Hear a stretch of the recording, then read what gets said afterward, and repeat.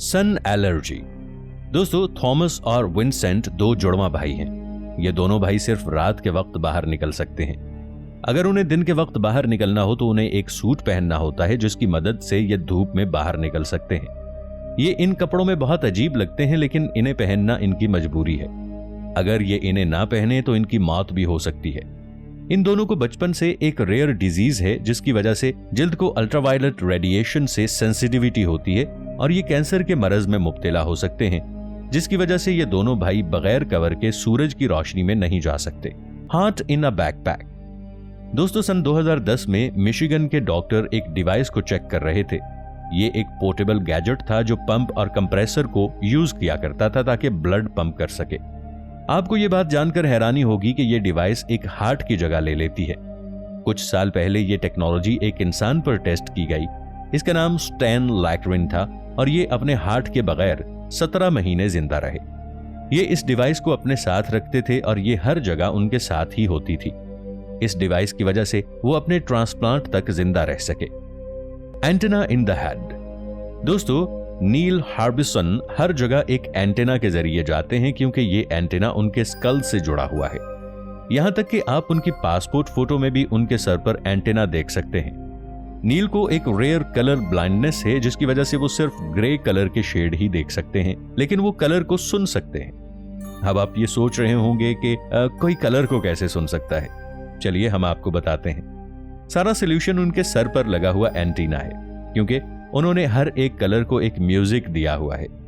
जब भी कोई कलर पर म्यूजिक चलता है तो वो समझ जाते हैं कि ये कौन सा कलर है और वो इसी की मदद से पेंटिंग बनाते हैं। इस एंटीना को पहनने से वो एक नॉर्मल इंसान से कहीं ज्यादा एडवांस हो गए हैं। इससे नील इंफ्रारेड रेडिएशन और अल्ट्रावायलेट रेडिएशन को भी पहचान सकते हैं, जो कि एक आम इंसान के लिए नामुमकिन है।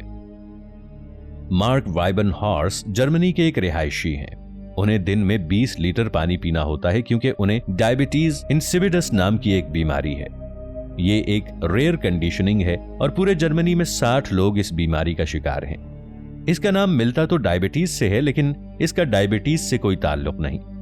मार्क की बॉडी उन हार्मोन्स को प्रोड्यूस नहीं करती जिनसे किडनी में वाटर रिटेंशन होता है, यानी कि जिस्म में पानी ठहरता है। इसीलिए उनका पानी जल्द वेस्ट हो जाता है और उनके जिस्म में ज्यादा पानी नहीं बचता। इसकी वजह से उनकी बॉडी डिहाइड्रेशन की वजह से फेल हो जाएगी। इसीलिए उन्हें दिन में 50 दफा बाथरूम जाना पड़ता है।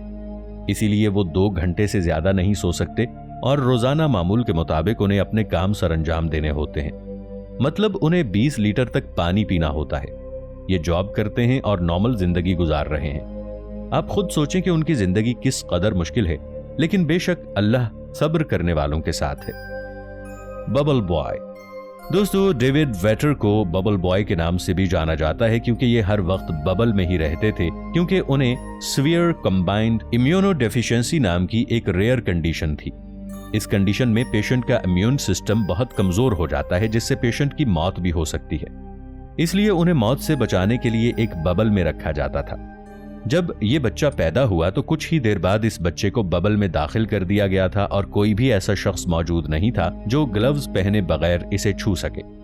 डेविड बड़ा हुआ तो इसका दिल बाहर जाने का करता था, लेकिन उसके घर वालों ने उसको घर में ही एक प्लेग्राउंड बना दिया ताकि उसे कोई इन्फेक्शन ना हो।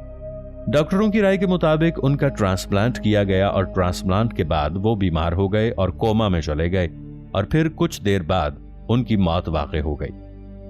मोरा लीब। दोस्तों, जब मोरा सिर्फ 9 माह की थी तो डॉक्टर्स ने उसके बाएं निस्फ दिमाग का तकरीबन सब हिस्सा निकाल दिया क्योंकि वहां एक शदीद मसला पैदा हो गया था। एक स्ट्रोक, फेटल स्ट्रोक ने उनके बाएं हेमिस्फीयर को तबाह कर दिया था। डॉक्टर्स ने ऑपरेशन किया। ऑपरेशन के बाद मोरा की हालत ऐसी थी कि वो पहले वो सब काम नहीं कर सकती थी जो इस उम्र की बच्चियां करती हैं। आज वो 15 साल की नौजवान है, दोस्तों के साथ खेलती है, जिंदगी जी रही है जैसा कोई आम टीनेजर हो। टोनी सिक्योरिया। अमेरिका के न्यूरोसर्जन डॉक्टर टोनी सिक्योरिया को 1994 में आसमानी बिजली का झटका लगा। वो जिंदा बच गया, लेकिन चंद दिन बाद उसके दिमाग में पियानो की धुनें सुनाई देने लगी। उसने कभी म्यूजिक नहीं सीखा था, मगर झटके के बाद वो कुदरती तौर पर कंपोजर बन गया था। साइंसदानों ने इसे एक्वायर्ड सेवेंट सिंड्रोम कहा है। Phineas Gage. सन 1848 में रेलवे वर्कर फेनियस गेज के सर में एक धमाके से 3 फुट लंबी लोहे की रॉड पार हो गई। वो जिंदा बच गया, लेकिन उसकी शख्सियत मुकम्मल तौर पर बदल गई। पहले वो नर्म मिजाज था, बाद में गुस्से वाला, गैर जिम्मेदार और लापरवाह हो गया। ये वाकया दिमाग के फ्रंटल लोब की शख्सियत पर असर दिखाने की बुनियाद बना। ऑडेरी सैंटोस। अमेरिका की ऑडेरी सैंटोस सन 1987 में कोमा में चली गई। 16 साल तक बेहोश रहने के बावजूद उसके जिस्म से एक खुशबूदार तेल रिसने की रिपोर्ट्स आईं। कुछ लोगों ने इसे मिरेकल गर्ल कहा। साइंस आज तक हैरान है कि वो तेल आखिर आता कहां से है। पॉल कैरासन, एक शख्स जो अपनी जल्द की बीमारी के इलाज में चांदी के जर्रात वाला महलूल पीता रहा। बरसों बाद उसकी जल्द नीली पड़ गई और पूरी जिंदगी ब्लू मैन के नाम से मशहूर रहा। यह बीमारी अर्गेरिया कहलाती है। Ben Underwood. बेन अंडरवुड बचपन में कैंसर की वजह से अपनी आंखें खो बैठा, लेकिन उसने इकोलोकेशन सीख ली, यानी जैसा चमगादड़ आवाज की लहरों की समत पहचानती है, वो जुबान से क्लिक की आवाज निकालता और इर्द गिर्द की चीजों को सुनकर पहचान लेता था। वो दरअसल सोनार सिस्टम की तरह काम करता था। Civil wearing. सन 1985 में सिविल को एक खतरनाक वायरल इन्फेक्शन हुआ, जो आमतौर पर सिर्फ होंठों पर छाले बनाता है, मगर उनके केस में वायरस सीधा दिमाग के अंदर चला गया और एक हिस्से को तबाह कर दिया, जिसे हिपोकैम्पस कहा जाता है, वो हिस्सा जो यादें महफूज करता है। जब वो होश में आए तो वो सिर्फ 7 से 30 सेकंड तक कोई बात या वाकया याद रख पाते थे। हर चंद लम्हों बाद वो ऐसा महसूस करते जैसे अभी अभी होश में आए हैं। वो बार बार अपनी डायरी में लिखते, I am now completely awake for the first time. फिर चंद मिनट बाद दोबारा लिखते, this time I am really completely awake. यानी उनका दिमाग हर बार रीसेट हो जाता था। सिवेल की शादी एक औरत डेबोरा वेरिंग से हुई थी, और हैरत अंगेज बात यह है कि वो हर बार जब अपनी बीवी को देखते, उससे ऐसे मिलते जैसे सालों बाद पहली बार देख रहे हों।